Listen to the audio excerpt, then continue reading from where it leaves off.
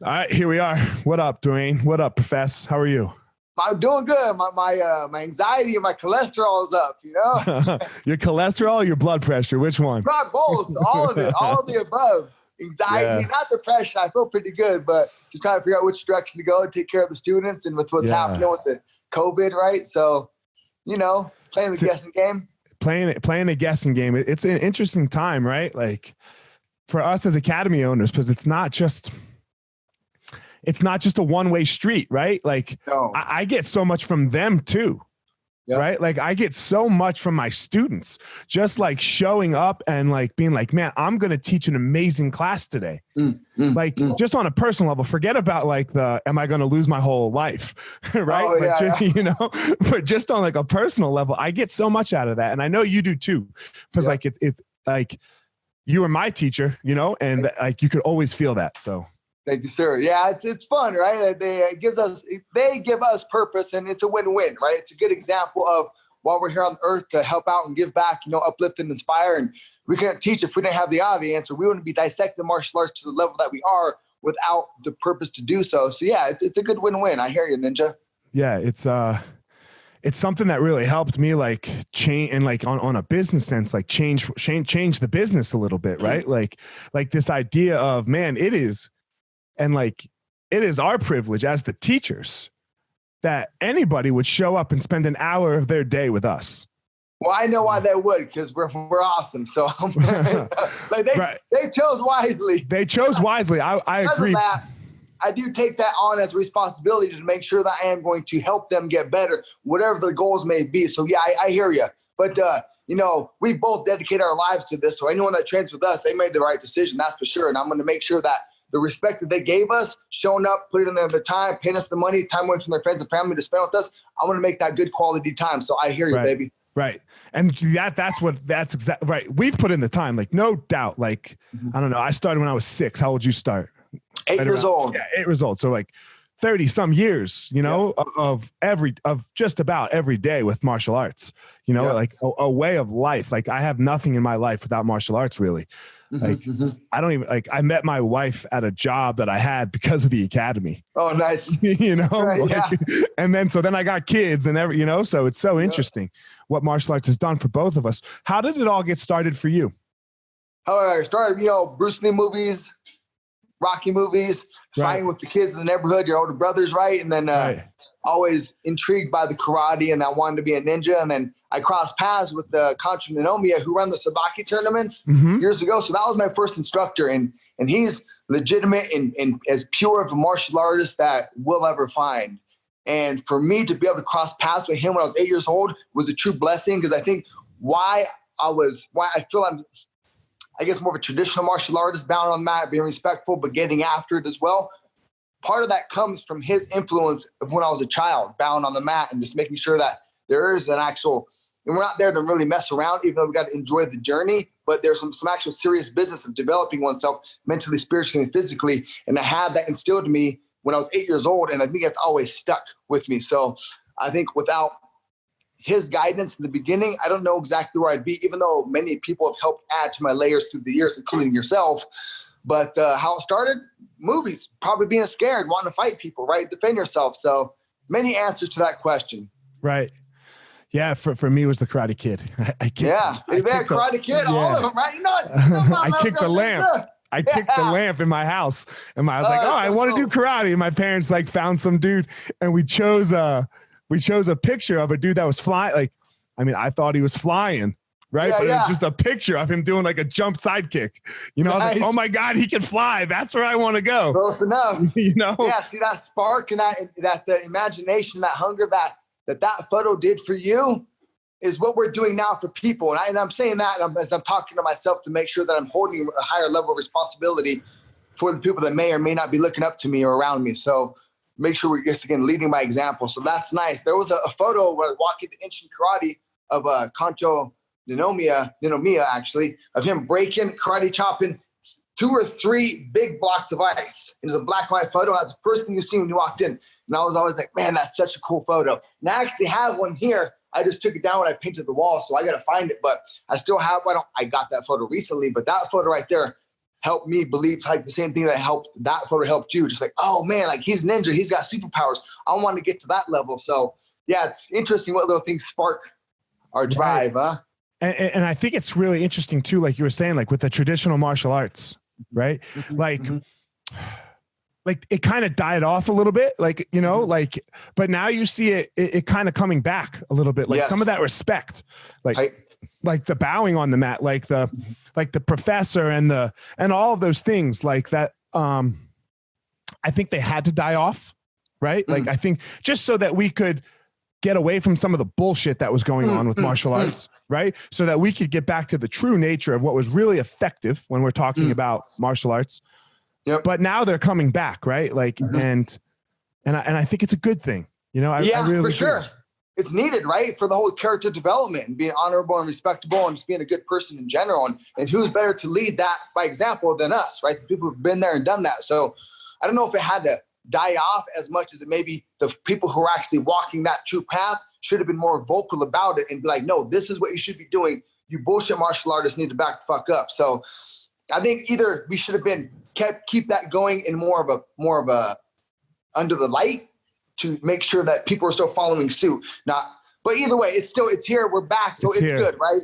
Yeah. Cause now we have, you know, regular, I shouldn't say regular, but what would you say? McDojo style of like, academies or instructors that aren't maybe pushing what we feel is true martial arts, but there's so many layers to that as well, right? Because I mean, there's some like Taekwondo institutes that they fucking suck. Like they don't know how to defend themselves, and what they're teaching their students physically is not going to help them in the street. But teaching them to show up on time, wear their uniform, bow on the mat, be a good person, that has more value than, you know, some other stuff, right? So it's hard to knock. Help them be a better person, like what you say. Right. Can't really say much about it, right? It's hard to knock sometimes, right? And I guess kind of as I get older, you know, I find this with so many other things as well, right? Like even like religions, you know, like religions, like, man, like sometimes I have more space for them, all of them, every single one of them now as I get older, you know, and be like, okay, like, look, they're all kind of pointing to this enlightenment, this God, this higher thing that could be out there, you know. Now look, humans might have bastardized it, every single one of them. Same thing. Yes. Right. Yes. You know, so like the don't eat pork and don't eat shrimp and stand like this and but you have to believe this way is the only way, like that could be just the people that for power and like, just like martial arts, sign this contract, right? Cool. You know, sign this contract, man. We don't do like, I mean, you have to have some people sign papers, right? But this contract shit, man, like, man, if you want out, you want out. Like, I'm not going to fucking take you to collections over not wanting to come to jiu-jitsu class. Yeah. I think there's two things to that. What I've realized from opening up the school now is I like to have an agreement. So people know, like, look, you're signing, because we run off a 6-month agreement. Boom. Right. But we have the 30-day cancellation. So, you know, something happens, you move or whatever may happen, then, you know, you need to go and you can't pay. I can understand that. Or maybe it's not what you thought or whatever it may be. But I like to have that in there to help keep people accountable. Like, oh man, I signed an agreement.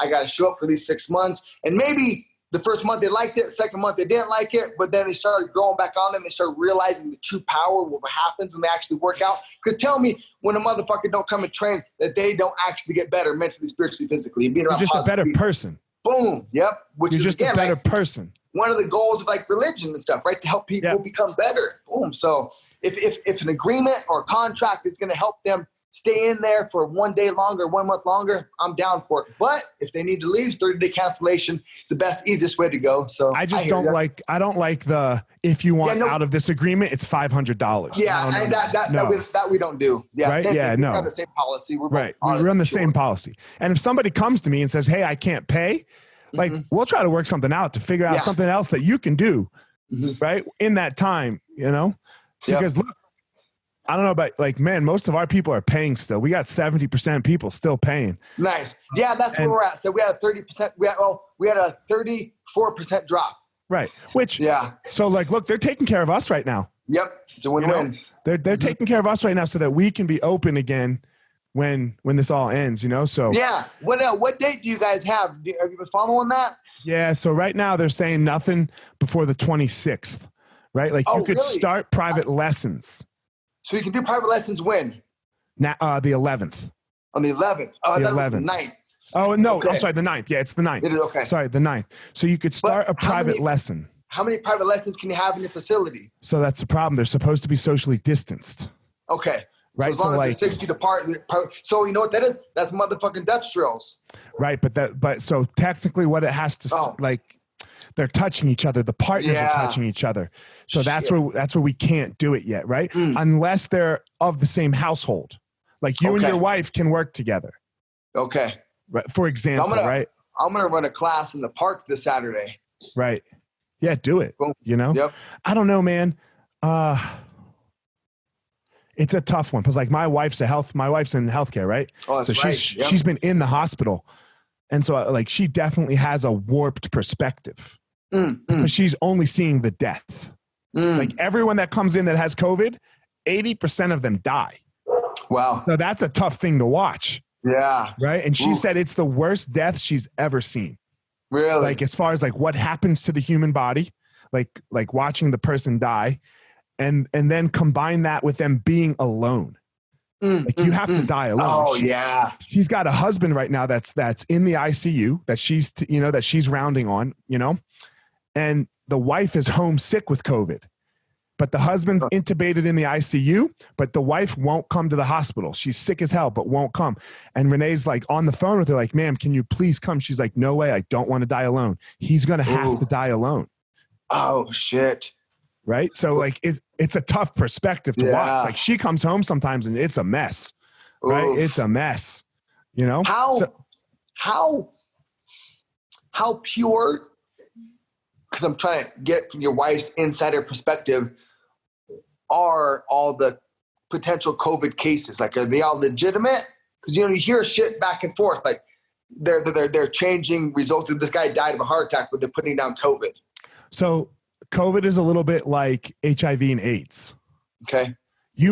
Very rarely does anybody die of AIDS. Okay. AIDS causes pneumonia. Right? So it can be like that. You can die of pneumonia, but you can have pneumonia that's caused by COVID. Oh, shit. Right? So this is a very hard... Look, the numbers, you got to stop paying attention to the numbers. I talked to him the other day, and he was like, look, we don't know, like, you understand, like a fraction, like the numerator's the top number, the denominator's the bottom number. We don't know either number because, like, this lady that's at home right now not wanting to die, right? Like, not wanting to die alone, she's never tested positive for COVID. She's going to die. Her husband got really sick, came to the hospital. They tested him. He has COVID. We know she has COVID. She has to have COVID. Yeah. Right? But she's not going to test positive for it. So that's the top number. That's a COVID death. Right? And we also don't know this bottom number either. Because like you and I could both have it right now and be totally asymptomatic and be fine, which 50% of the people are. So it's such a hard thing, right? Like I don't know, man, you hear all these people like talking and this and that. We just don't know. Yeah. We just don't know. And I think that's like, again, getting back to martial arts and fighting, right? Like fucking fighting. Like, you know, that you and I both gotten to experience the unknown, right? You get good with the unknown. Scary. It's scary as fuck. Right? The unknown is scary. That's for sure. And right now we're sitting in the unknown and not doing it so well. Yeah. Good call. You know? I have to say the unknown. I have to say one thing that I did know. I'm going to change the subject a little bit. Kind of funny story. My first fight in the UFC, I definitely knew what I was more afraid of. So, and I think you know this story already. I was just trying to help you. You were coming out, right? You were in my corner, and something happened to your house.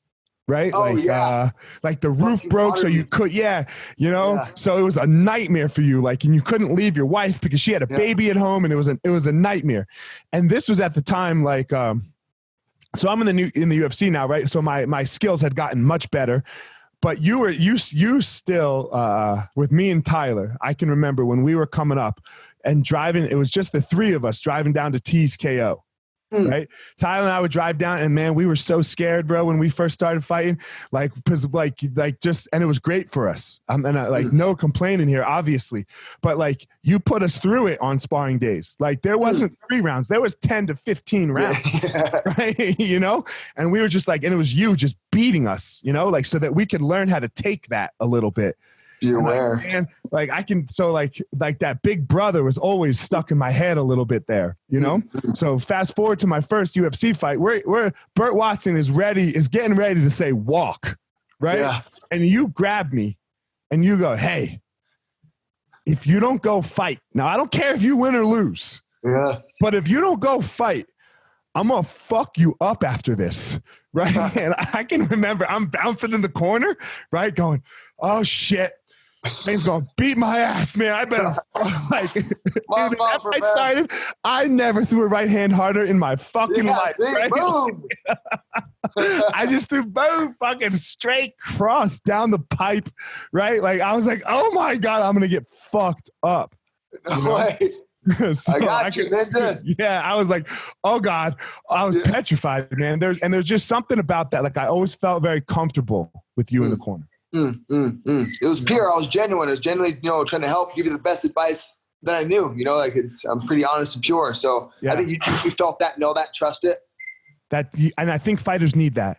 Yes, you know? They do. Definitely, they need that. Someone that's kind of been there and done that. Even if they haven't done it, some people have enough knowledge to still help you through the process. Hey, little buddy. Little boss, what up, dude?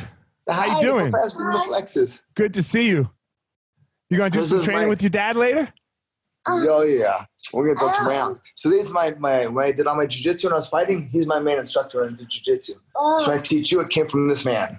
Oh man, and what he taught me, what I teach my kids comes from him.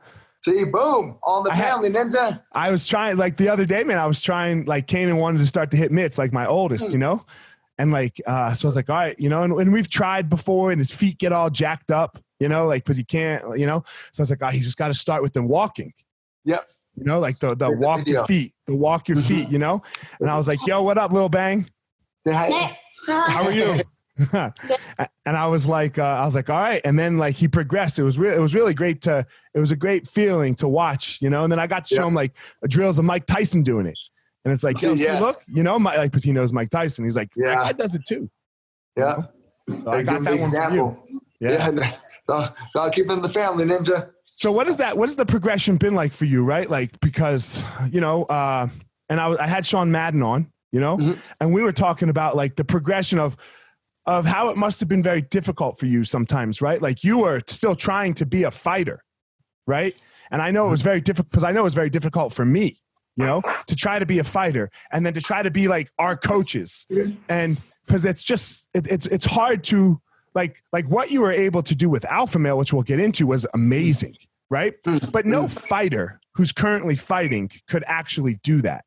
Yeah. Right? Like that balance, you know, is a very difficult thing. I think it was pretty easy though. I don't think I had much struggle with it, because I had a lot of it too was just teaching myself and figuring stuff out and always trying to, you know, improve myself and you and Tyler and the other guys around us, you know. So it was just what we did, right? There was no complaints. It's just, you figure some stuff out, you try it, you try to teach it, and hopefully teaching it makes you understand it a little bit better. So I don't know how hard it was. It was always fun. You know, I always enjoyed our sessions, right? So we had great. I loved it. Yeah. Yeah.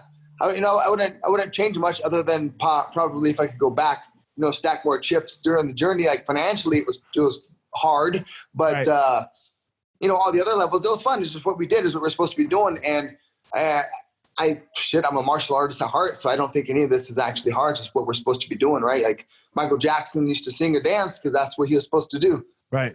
So it's just what we did. But there was to make a go of that lifestyle with the civilization as it was set up at that time wasn't easy. But things aren't supposed to be easy. We're still here and kicking. So, boom, there it is. It was I think what we had during that time. Like that was amazing. We had some of the, we got to train like monsters. We got to train with monsters, and we became really good friends too. You know, like a lot of us. You know, I thought that we still all see each other, which I think, you know, is kind of a cool thing through martial arts. You know. Oh yeah. Discover, develop, master. That journey. It's endless.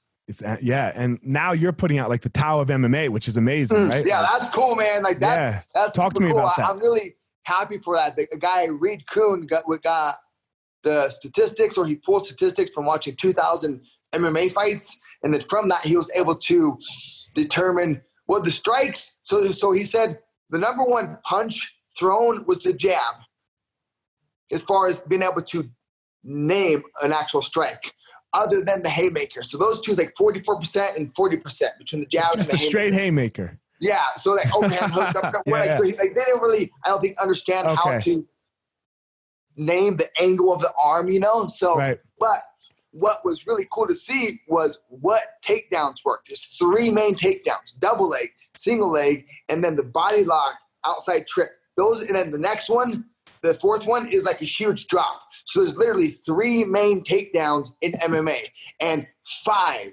submissions. Profess, what are the top 5 submissions? What do you think they are in MMA? Rear choke. Yep. Triangle. Yes. Kimura. No. Close. As far as being finishing submission. Finishing. Sorry. Some type of darce, whatever you want to call that, like a head and arm choke of some sort. Guillotine. Yep. Like are we my question is, are we separating those things? Like, are we separating I don't. So actually, they didn't say darce or anaconda. Let me run into the list real quick. The top 5. Yeah, go. So rear naked choke's the number 1, and by like a fucking huge margin. Then the guillotine, armbar, triangle, arm triangle.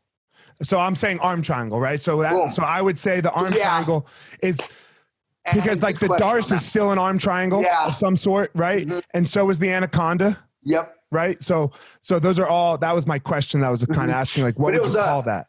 They still did say darce and anaconda, but it was the on the side. Yeah. Okay. So they're saying that one. So that one has a specific name. That one has called a katatagami.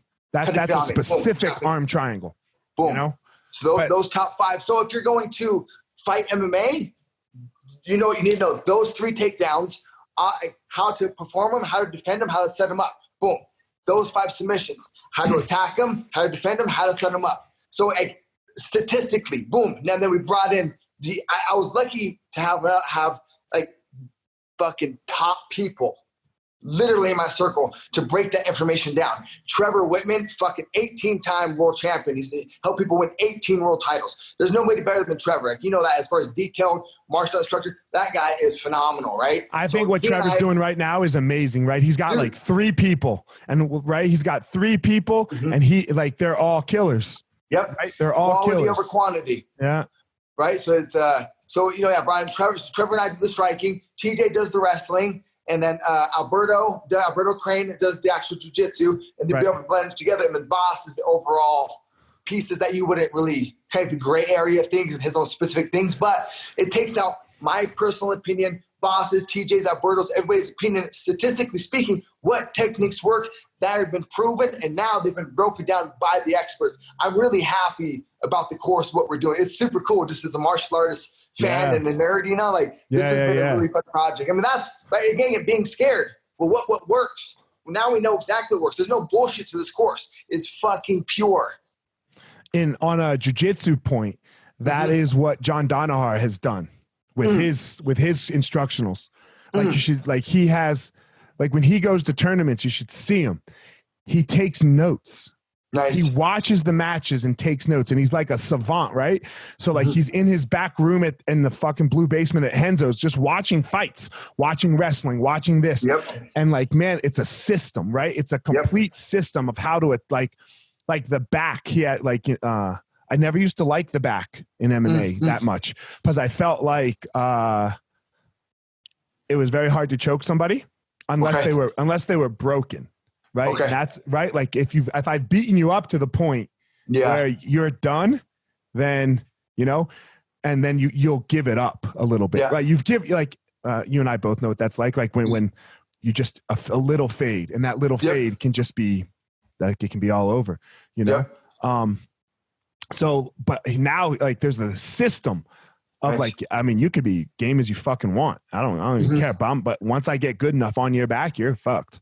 You're not getting it. You're not understand getting the patterns and the paths, right? Yeah, that was one thing I think Eddie Bravo worked on too. Is he called them paths. Like one jiu-jitsu would lead to the next, right? Because off the common scenarios. And that's one thing that I've continually done and continue to do is track striking with that way. Because once you look at the simple concept of straight shots set up what?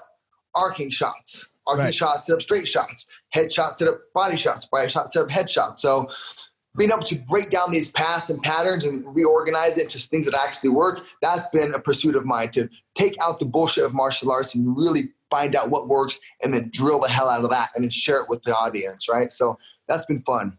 I think there's so few people that do it though, right? I think there's so few people that really study the martial arts. Yeah, well, I don't know. Yeah. I think it happens, you know, it happens. Yeah, because when I don't want to put people down, but when I see other instructionals or cross paths with other coaches and mitt holders or whatever, there's things that they could still understand. And I don't know how much they would understand if they haven't actually been there though either, right? So that's why you and I have a different perspective, because we've literally been there and done that ourselves and built people up to do it. So we have a skill set that other people, even if like a regular trainer who might be, okay, Greg Jackson,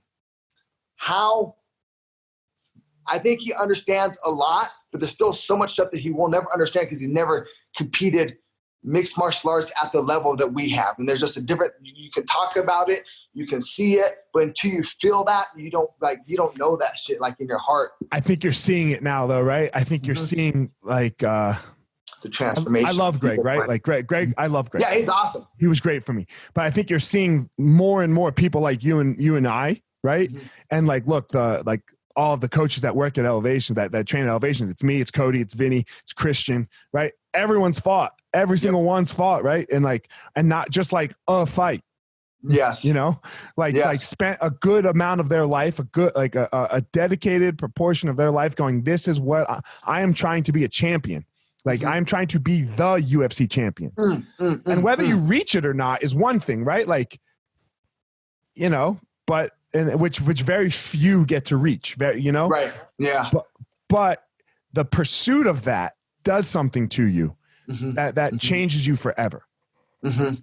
Hopefully it makes you better so you can truly understand it, do your job correctly. And that goes back to, I guess, people in general, no matter their profession, not to just dumb through the profession, kind of like get it done to mediocre level, but like you said, pursue for the top of your industry to be the champ. To be the champ, and then to keep pursuing, right? Just because you got good, like, look, the world's moving, right? The world's changing. It's always going to change. You got to keep up with it. If you want to coach, if you want to teach, if you want to really inspire people, you got to keep stepping up your game. Like for you, like what's working for you right now, look, those are the fundamentals, but some shit might change. You might have to, I got to make this adjustment. Yeah. Right. Which is, I think as we get older, it gets harder for us. That's what I think you see a lot. Yeah. With you saying that too, because we built a Dow MMA course based off of the statistics from Fightnomics, which that book was written, I think, 6 years ago. Right. And not much has actually changed other than two main things: the oblique kick, where you're kicking your partner's kneecap, which I think shouldn't actually be illegal because you could fuck people up for life off of that. It's not like a submission where they have a chance to tap or give up. Like you're talking about split second. So that's a little iffy, but that's a new trend that wasn't addressed in the book, but we did cover it in the course. And then the other thing was, like Conor McGregor's fucking shoulder bumps on Cowboy, right? Like things like that. There's always going to be like little trends and things that happen, but those little outlier techniques aside, what continually works all the time has been laid out. So yeah, but you still have to learn to, it's just good in general, right? Just for us to stay alive. Stay alive. Yeah, it's good for us. That's what martial arts does, right? Martial arts doesn't die, it evolves, right? Yes. It's on us. It's on us to keep evolving with it. Yep. Right? Lead by example. To lead by example. And man, we talked about a second ago, like a champion. You got to have a champion in TJ, right? Yes, sir. Like, what has that journey with TJ been like? Because you guys have something so special, I would say, right? As so many people have seen. I see, I didn't realize this until like we were talking about earlier, like maturing basically. I see something in him that I felt and I saw in myself as far as that crazy pursuit to be the best for a while. And the amount of effort that he puts into his training and his belief in me makes me accountable and makes me want to keep helping him to study things to make sure I'm helping this guy, because he's just so committed. So he almost, to a level, makes me a better trainer because I have to keep up with him to keep him growing. So it's been super fun just because I'm a martial art nerd, and he's a great student. He always, listens and shows up on time, and you don't ever have to baby that guy. He's a true champion. Like, he really pushes it, and you don't need, I don't think I train like a pussy. I think I train pretty hard, but compared to how TJ trains, I train like a pussy. That's for sure. I've never seen anybody like him. He really pursues things at a level it reminds you like, oh, that's how you're supposed to do things, like that. But a champion that you have under your wing, Corey Sandhagen, he's going to be a champion. Without a doubt, for sure. Man. That kid's awesome. He's special. Mm-hmm, mm-hmm. He's special. And there's something, right? Like, there's something from our curator that certain people have, that drive, that tenacity to make that belief, that understanding. And I don't know if that's, I guess it goes back to what I said earlier, discover, develop, master. Like, I think it's in certain people. I don't think you can just take a regular person and make them a champion. They already have to have that little X factor in them, and then we can extract it, hopefully. Corey. Okay. So Corey's a very interesting case, right? I think because Corey was not fighting very well in the beginning of his career. Like, he would murk everyone in practice. Right. Mm-hmm. Like, and I can remember, I don't remember which fight it was at TJ's. We were all sitting in TJ's hotel room watching Corey fight. Right. Oh, yeah. And TJ was getting so frustrated. Yeah. Because TJ was like, yo, man, he beats me in practice sometimes. Right. Which is true. Right. Like, they could go back and forth, but he was struggling with this. Like, he won a split decision, right? Like, against this guy that we don't even know. Yeah. Right. So Corey, but that happened often in Corey. And then Corey lost. Right. And I can remember sitting in the back room with Corey crying. He was crying, Corey lost another fight down the road, Mm-hmm. And he was like, I guess I just don't know if I want to do this. And he had to put so much, and he took time off, and then during that time, we did a lot of like spiritual talking, like, who are you as a person? And he did a lot of that with Christian, and so the three of us are very close because of that time off. And then when he came back, bro, it's not been the same. He's just been murking people, right? Like murking people. So what would you say happened? He discovered belief. He discovered look, for me, and I can admit it very openly, he discovered for me the one thing that I couldn't figure out, right? How to really believe in yourself. Yeah. And how to, it's tricky, and I couldn't figure it out during my pro career. But I would like to say that I helped Corey figure it out. So right, it goes back to it, right? Yep. Just that true belief. And I'm not saying I'm the only one who helped him figure it out. It was me. It was me, Christian, and Corey. It was the three of us. Yeah. True belief in yourself, right? Mm-hmm. And TJ definitely has it as well. Mm-hmm. Yeah, for sure. It's just something you're going to have, the X factor, that belief. It's no, I don't care what you're doing in your life. Yes. It doesn't matter, right? Like, but the pursuit of excellence helps that belief, right? Mm-hmm. Because you almost have to lie to yourself sometimes, right? Yeah. I guess you're right. Yeah. Or just believe, like, shit. You know what I mean? Sometimes you get beat up, but like, you know what? I fucked up his knuckles real quick, though. You gotta find the positive, baby.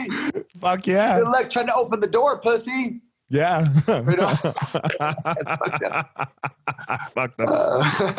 It's interesting though, right? Because like, you can remember, like, because the guy that's coming up, like, I can remember being in the back with, I don't know, I wasn't coaching TJ yet at this point. Like, TJ it was just like, you were out at Alpha Male. We were all in the same locker room, and TJ just back there screaming, I'm the fucking best, just screaming it. He was not the champion yet. No, and he had just lost to Austin Sao in Brazil. Mm-hmm. So this was the fight after that, So like, he's lying to himself a little bit. Like, he had just lost a fight. He's not the champion, but he's convincing himself that he's the best, and he became the best. I think knowing you're a champion, just getting the opportunity to prove it. Yeah. Because even the fight with the Sensei out was a close fight. Maybe he could have won. Maybe he shouldn't have won. But he did not perform to his potential. That was for sure. He held back a little bit. Right. For him to remember that and be like, you know what? I have these extra pieces, extra layers, extra gears to reach into. I am the best. I'm going to hit those gears this time, and I'm going to prove it. So that's what he did. Yeah, he found that belief. Yeah, no, and he found it, you know. And the same thing with Corey, right? Like we're talking, you know, where he lost his fight, and now he figured out that belief. Like even through it, like the same thing through a loss. Right. Yeah. Yep. To a loss where you just figure that out, you know. But you know what? That loss wasn't that bad. Right. You know what? Because some people fear the loss. That was one thing Matt Hughes said when he lost to BJ Penn in 2004, I think it was. Yeah, when BJ choked him. I'm sorry? When BJ choked him.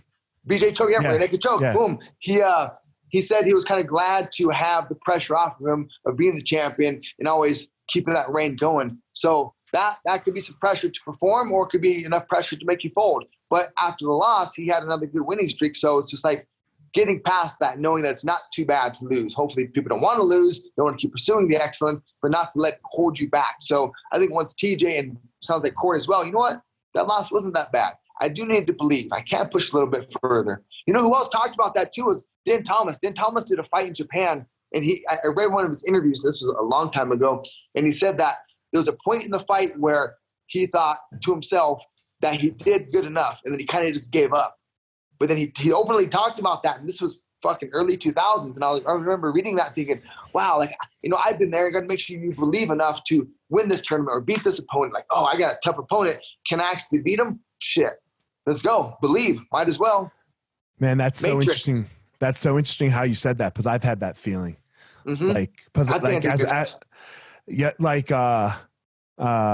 Recently as like competing again as like an old person, you know, because you know, old ninja, you're wise. Fuck like, yeah. Wise, I'm just saying though, like I was out there with a world champion, and then I would look at the clock and I had made it 5 minutes, and I go, oh man, look at that. Okay. I did good enough.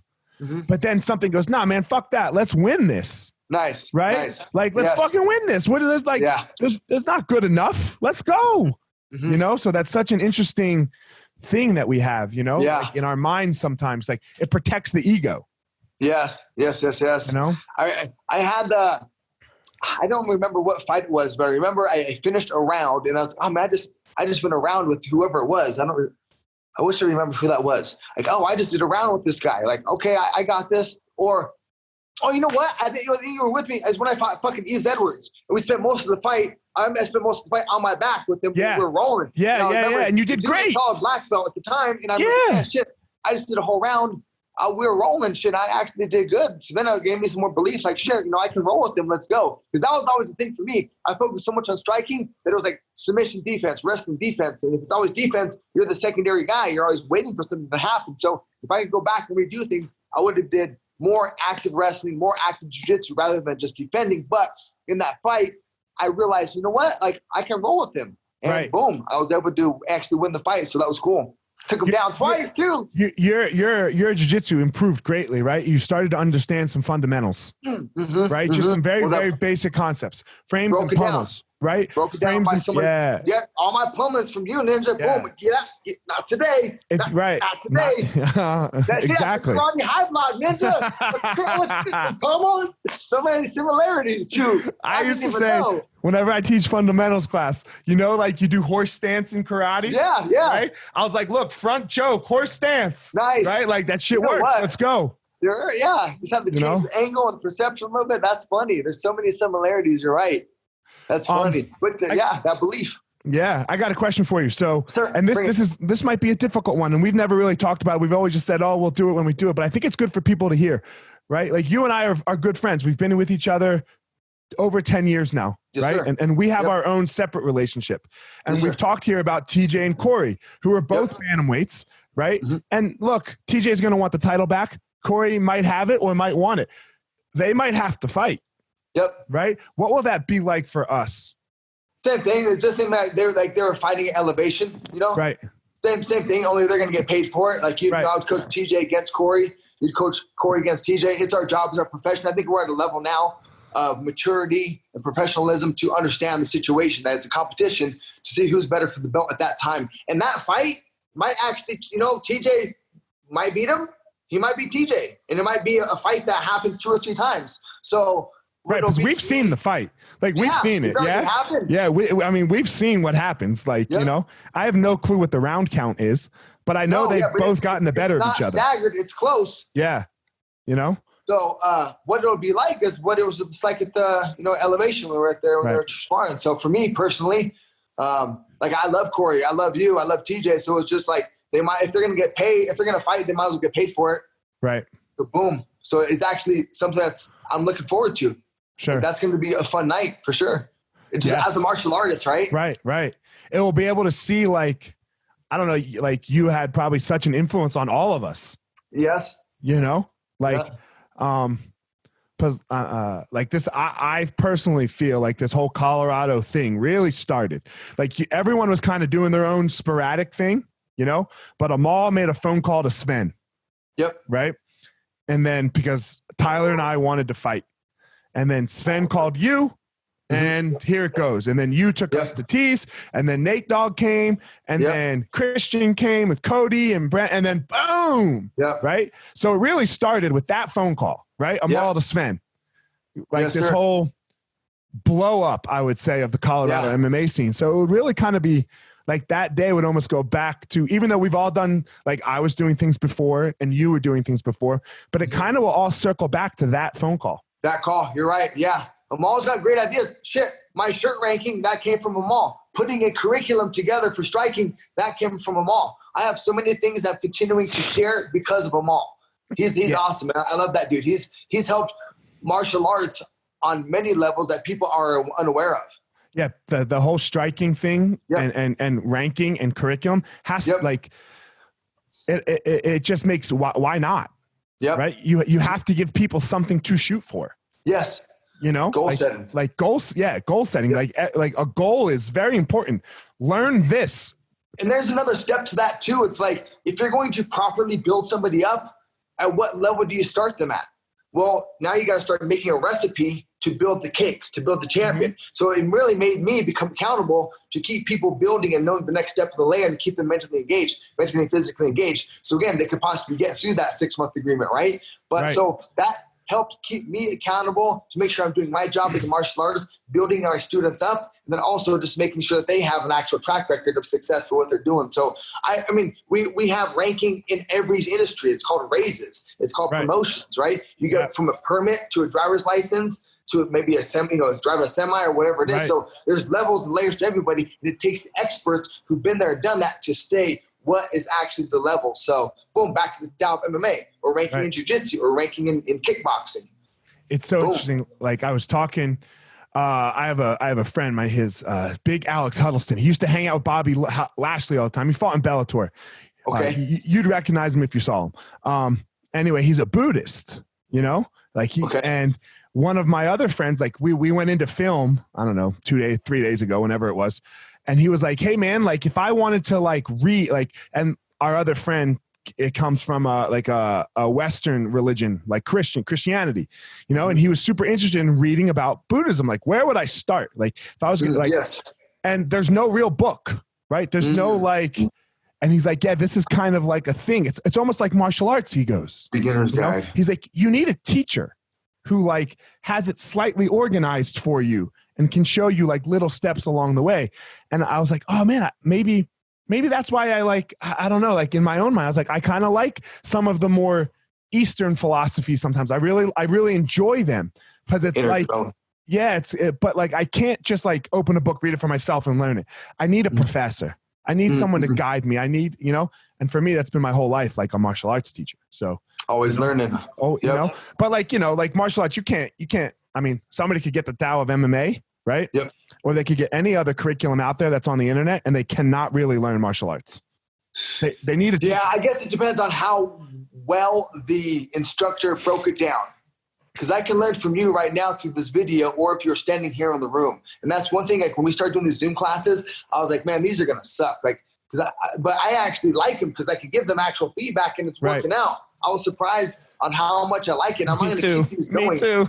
Yeah, I was like, shit, man. Like it's good to see you here. Like, I feel like we're hanging out, you know? Yeah. So it has a lot more value than I realized. And, you know, learning from visually, the mirror neurons, like how many things have you picked up watching and tried and it worked out? So there's a lot more value to this internet video learning than I realized, even though I've been running my affiliate business for like 12 years through the internet.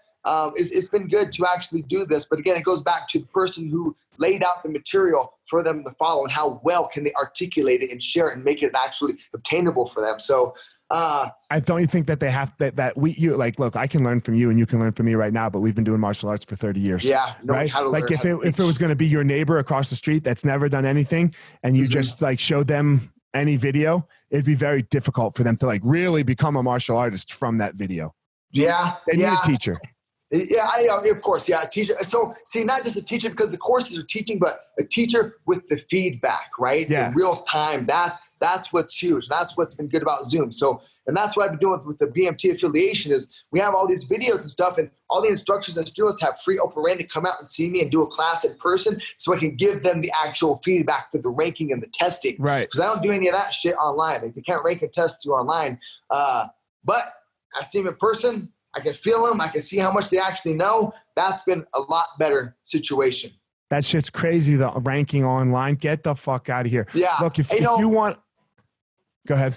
It would just have to be something very, very basic. Like if I can – like let's say if one of the things – so I have my first rank in the system goes white to yellow. So the yellow is pretty simple. You know, as far as the footwork, the basic punches, knees, and kicks, I can see me clearing them – to a certain degree of them performing it maybe in the air or on the bag, but then I need to see them too because the way where my ranking is, they need to know how to hold for Dutch strokes and hold tie pads, and they have to know how to hit a bag. And there's other aspects to that. So a lot of that I could actually clear them visually, but I still want to be there personally to feel where they're at and check their actual balance. But the higher ranks, you can't do it. The lower ranks, simple stuff, maybe. Higher rank, it can't be done. But look, if you want any belt, if you want, in my opinion, and this is just my perspective, if you want to say that you are any belt, I don't care which belt it is under me, right? Then I need you to take the time to come see me. Yeah. Right? It's going to have more value anyway. Yeah. You know, you have to come see me. And look, I don't care. Like, so if you leave here as a brown belt and I know you're training, right? And you're 40 years old and then you come back 5, 6 years later. Look, I know you're not going to be better at you're not going to be kicking more 20-year-olds asses, right? Like that's not what I'm saying to give you a black belt someday. Yep. Right? Like that's not what we're talking about here, right? Like you don't have to be like a world beater, you know, but you still put in the time. And then if you want a black belt from me, I need to see you on the mat. Like you're not getting it over okay, you're still training. Here you go. Yeah, there's so many more levels to it for me as well. So it's what I say for ranking is you have to know how to perform all the drills and combinations, know how to hold them as well. But there's other things that aren't on the list of requirements. Showing up on time, bowing on the mat, helping out the lower ranks, putting the gear back. There's many more things to that than just, okay, here's combination number 2 and 3. That I don't actually put on the list just to check the characters. I kicked motherfuckers out too before just because they're not a good fit, right? Bad apples. So anyway, you're right. They have to put in that time. There are more layers to it than just knowing how to punch and kick or do an arm bar. There's more to it than the martial arts. Yep. You know, there's just more to it than just like the basic martial arts of it. The martial arts are part of it, right? Yes. They're definitely part of it. They are. You can't have one without the other. But you have to have them both. Yep. Right? You have to I struggle sometimes. Like if I know someone's like even if they're great in the academy, but I know they're kind of a douchebag outside. Yeah. Same thing. I can't do it. I can't tie a black belt around that person's waist. Yep. You know, I'm just like, I won't do it. Yeah. We've had talks about this with some certain individuals. You're right. That has to happen. There's more layers to it than just punching, kicking, choking, taking someone down, being the character development. And that's what we need to be doing anyway, is to make sure that we are giving people actual live feedback.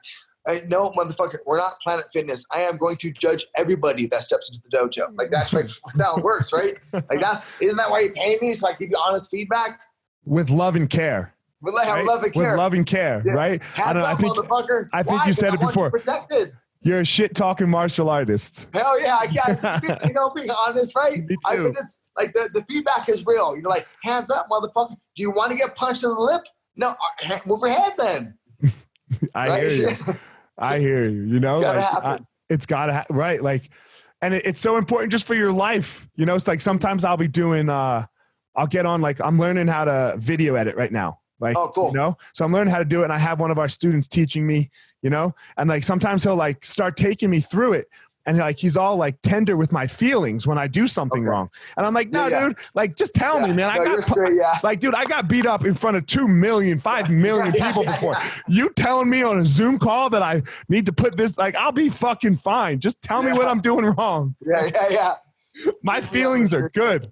That's funny. Yeah, well, you're a rare person for that, man. You take feedback really well on many levels. That's one thing I respect about you as well. Well, I think martial arts makes you, right? So do you, because like you said, like when you're gonna go live it and breathe it and walk the walk, if you can't take feedback of what you did wrong and or work on what you did right, like on both ends of that spectrum, you're gonna have a really difficult time in your next fight.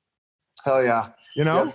Like if you can't improve, there's only like, it's like with TJ and Corey, like we were just talking about, they lost. If they couldn't take something out of that, right? If they couldn't take something, if they were just like, you know what? Like you're saying in TJ's case where that fight was close. Mm-hmm. If TJ was just like, you know what? The judges fucked me. Then who knows what he would have been? Right? Then who knows? But he didn't do that, right? Like you said, he was like, okay, I left something back. I just held back. Right? Mm-hmm. I did it. Right? I gave the judges a door opening to fuck me possibly. I can't do that anymore. Finish them fights. Finish, you know, fight. Look, you're going to fight like you're going to try to. Right? You're going to fight like you're going to try to. Don't sit back and coast. Go for the finish, but be smart about it. Yeah, there's a tactical way to do it. Mm-hmm. You know, there's a tactical way to do it. Hey, Professor, have any of you, I don't know if you want to. Go ahead. I guess you want to mention this on air or not. I'll mention it. I'll talk about anything just about. But, are any of the students just like running small group classes? You guys still staying connected with the students? Are like some of them still running like in their houses or whatever? So we do the Zooms, right? So we have 5 Zooms a day for the students. And as far as what they do, I hope so. You know, like I know all of my, so we have a system of how the academies are laid out. Like, so for example, like Amal and I are the owners. And then under us, there's the CEO, which is Mike Tusignat. You know Mike, right? And then we have the vice presidents, which are Ian and Valor. And I think you know both. Oh, cool. Both, you know?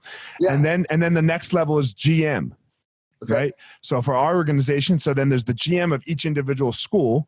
And then depending on the size of your school, what you have next is what's called an AOD, Academy Operations Director, you know? And then it just keeps breaking down the list like this, right? So everybody has people to stay in contact with.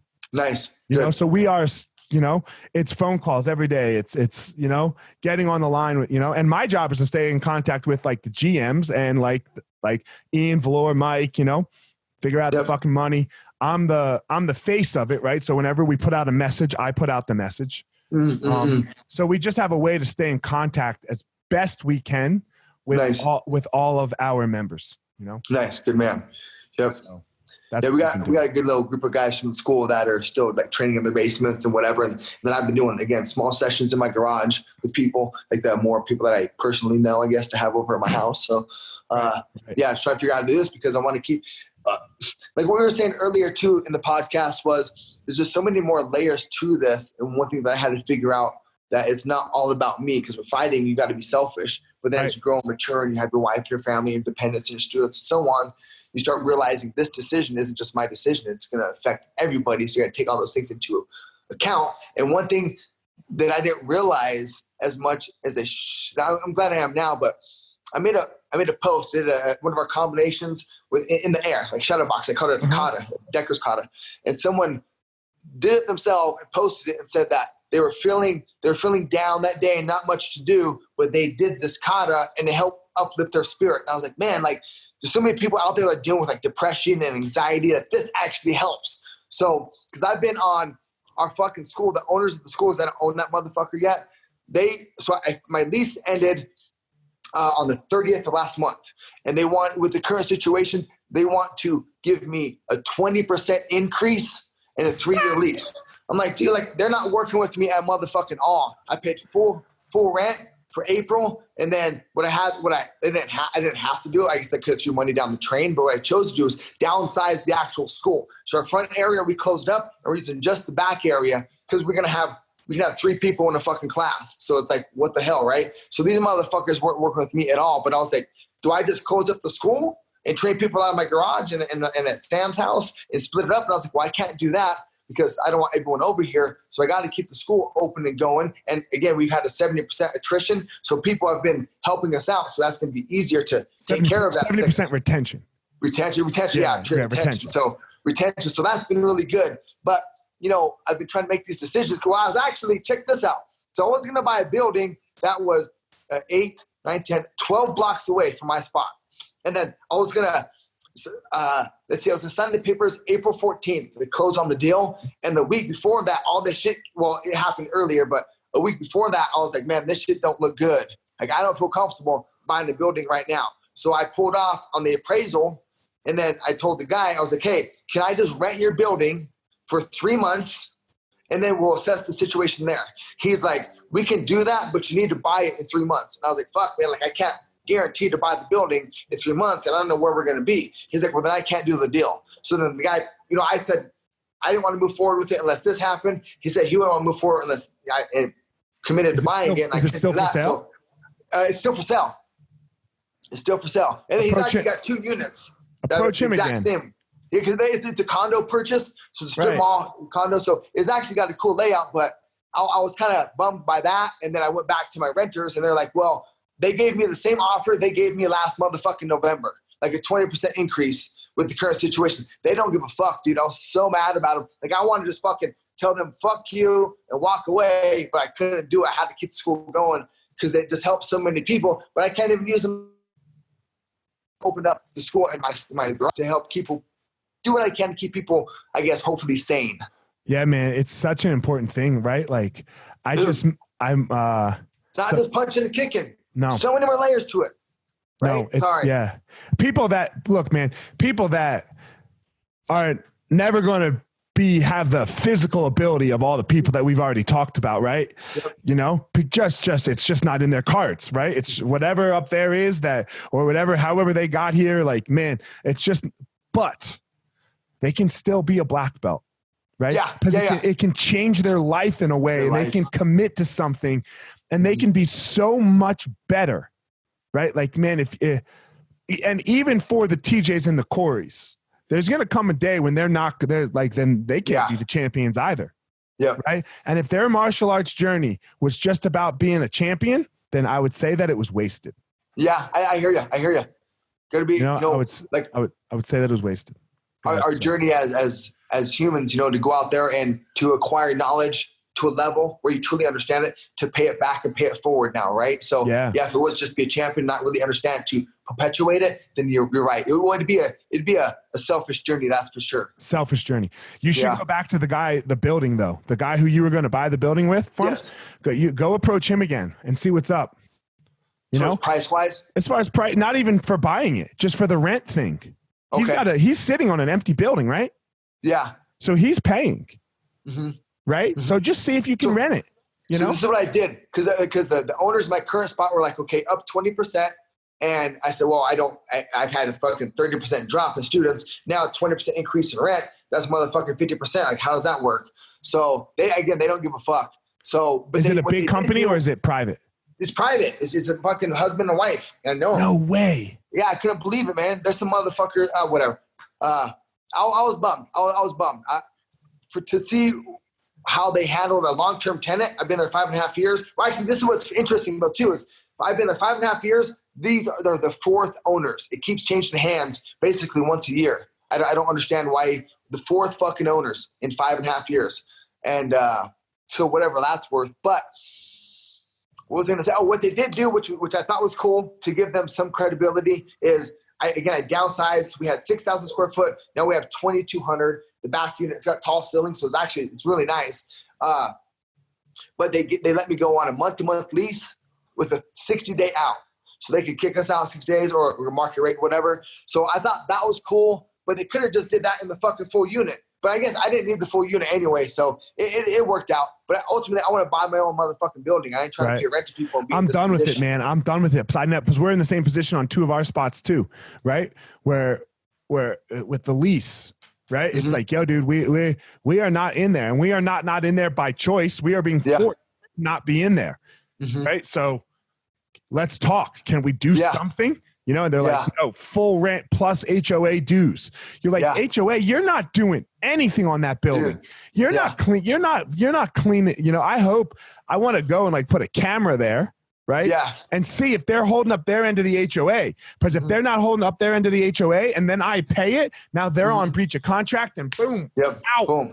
Oh, perfect. Right? Because, dude, market rate, go fuck yourself with market rate. You know what market rate's going to be at the end of this? The end of this market rate. Everybody told me. Everyone told me, like, hold out. So hold out. Yeah. Now, this is one thing. So my loan guy, so I got good credit, whatever. I'm sitting on some money because I refinanced the house to put it into a building. But my one loan guy said that I could approve for a 7A loan, which is 0 down, and then they could push back what the SBA or something along the government lines are doing is where you don't have to make payments for 6 months. Yeah. Oh, that's the PPP. The EIDL is 12 months. So you could buy a building, not pay for 12 months? Okay. Well, we'll talk about this. Well, let's stop the podcast and then I'll talk to you about this because there's some trickiness to the EIDL. But man, Profess, thanks for reaching out. Or thanks for coming on. I know. This is fun. Let's do it again. 2-time coach of the year, right? Boom. You get on any podcast you want, right? Like, so man, I really appreciate you coming on mine. Yes, sir. Yes, sir. Always, Ninja. At Bang Muay Thai, right? Hi, yes, Instagram's at Bang Muay Thai. Twitter is Duane Bang Com. We just released the Dow MMA where we took the fundamentals, broken them down by the experts, and released it so that the day one person up to the top level expert can actually obtain the knowledge. So it's been a lifelong pursuit project. If you guys get it, you will be entertained. That's for sure. Where can they get it, Professor? Dow. So Dow is TAO of MMA.com. But I put it on Podia. I think the Podia site. It's on my link. Go to my Instagram in my Instagram link. Instagram link, Bang Muay Thai Instagram. The link's in there. It's on TJ's too, and I think Boss's. So it's a cool course. It's from the heart. Cool. Thank you, baby. All right, guys. As always, look, go find your power. Don't find Duane's power and don't find my power. Everyone has an individual power that they have, and we can all harness that and become amazing in our lives. So go out there and find your power.